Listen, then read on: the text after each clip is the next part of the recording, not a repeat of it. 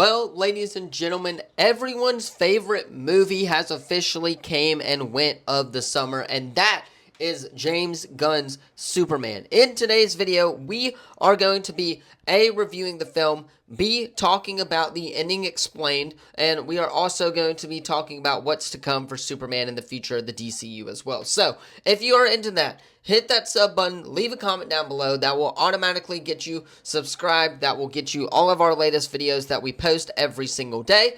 Tomorrow, we are going to be breaking down that Peacemaker trailer if we don't do it later today. So hit that sub button for you DC fans out there, because there's a lot of DC content coming for you guys, as well as Marvel fans. Avengers Doomsday has been set up in a big way from the Fantastic Four, and we will talk about Avengers Doomsday this week as well. So stay tuned for that one. Hit that sub button. Leave a comment down below. That will automatically, once again, get you all of our latest videos. And without further ado, let us go ahead and talk about Superman, because that is the movie of the summer. So, we'll start this video off by talking about the ending. The ending of Superman went out with a bang as we see Supergirl in the Fortress of Solitude after all the events of what has happened with Superman. Superman has just defeated Lex Luthor, and we see that, of course, Supergirl does appear at the end of the film, and she is there to pick up Krypto. Now, Supergirl is the cousin of Superman in the DC universe. She's the cousin of Superman. She's the Supergirl version of that, I guess you would say. And she's there to pick up Krypto. And this leads us into her film, which is the next movie for DC coming out next year in 2026. DC has confirmed that they're going to try and do 1 or 2 movies per year and 2 TV shows per year as well. And again, it's just the right move for DC. They're not trying to pump out too much content. They are trying to, of course, scale back a little bit, just like Marvel Studios. They've kind of seen what Marvel's done, and yeah, it was ultimately a really good film. Now, the 2 post-credit scenes for Superman were really nothing, as we see David Cornsweet, Superman, and Mr. Terrific together in one of the post-credit scenes as they're looking at the building, and it's just a little gag there as Superman makes a joke about of course, the wall not being centered and stuff like that. It was just a really funny gag there at the end of the film. And then the other post-credit scene, we see Superman and Krypto. We get an epic shot of them looking over the earth. A lot of people were like, why would they show us that? But for me, it just felt really, really cool to see that at the end of the movie as well. Superman has also, at the time of recording this, passed $500 million worldwide at the box office. I've seen it twice. It still sits at an 83 critics score on Rotten Tomatoes and an audience score of 92%. And yeah, the ending of Superman does set up the future of the DCU in a big way by introducing Millie Allie Cox as Supergirl, and that is, of course, the next film that we are going to lean into in the new DC universe. Again, big way setting up Supergirl. Not sure a whole lot about the plot of Supergirl right now. There's been rumors on what could happen. We know that Superman may potentially show up in Supergirl, but again, just not sure yet, because there hasn't really been a whole lot revealed of the film. The next TV show that we are getting from DC is, of course, Peacemaker. There's been rumored that Superman may appear in the show Peacemaker because of John Cena appearing in, of course, Superman. Spoiler warning right there. But, again, overall, I really enjoyed the film, and this is where we're going to start to get into our little review side of the film.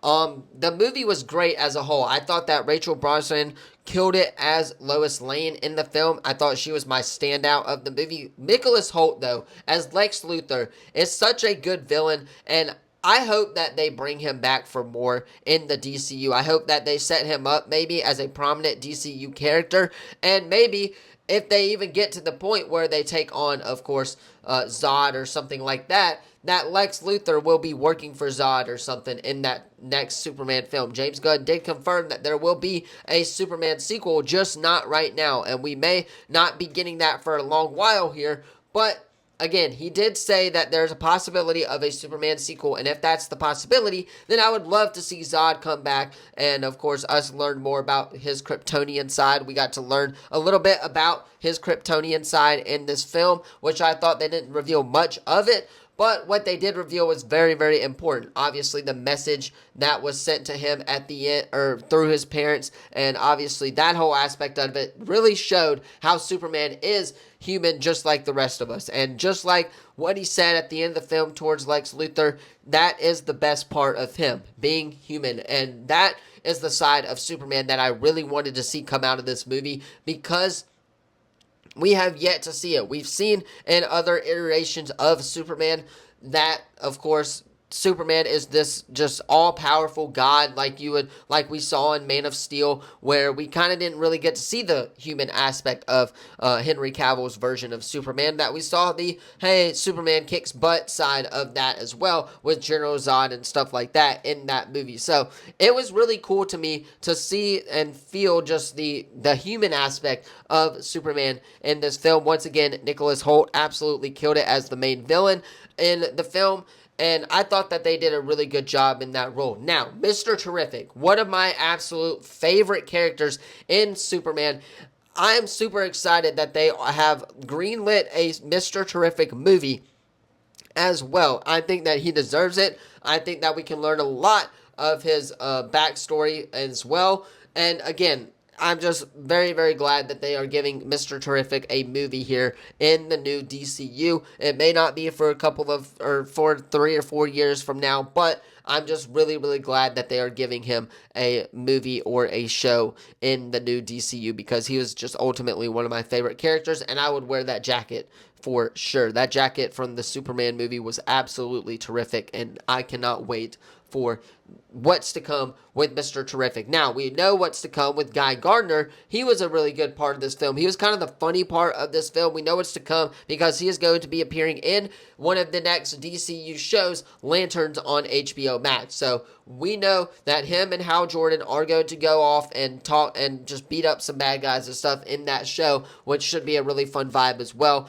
Overall, I loved Superman. This is by far my favorite movie of the summer, and I know coming from a Marvel fan, that sounds really insane to say out loud, but A, this film was better than Man of Steel, if you're asking me. B, this film is better than the Fantastic Four. I would rate this film about an 8.5 out of 10. I think I gave Fantastic Four like an 8 out of 10. It was still a really good movie, but Superman for me, just one of the most awesome characters, and gives a lot of people hope, right? That's kind of the whole thing beyond Superman, and I absolutely loved the story that they had with this movie. I thought that him already being introduced in the movie, I thought the opening credits gave us a lot of information regarding him when they really didn't have to do that. They could have just picked up in the new DC universe with Superman being defeated. So a lot of this stuff of this movie I really liked. Just a little bit of CGI stuff was kind of my part of it, but overall, a very good film. Superman, my favorite movie of the summer. But you guys, let me know your thoughts on all of this in the comments down below. Did you like Superman? What did you think of the ending? What do you think this sets up for the future of the DCU? And yeah, that's pretty much it. Thank you all so much for watching this video. Don't forget to like, subscribe, turn that bell on, as we do our best to post on this channel every single day. Again, later this week we will talk Avengers Doomsday and the future of the DCU, so stay tuned for that. Thank you all so much for watching, and as always, I will see you in the next video.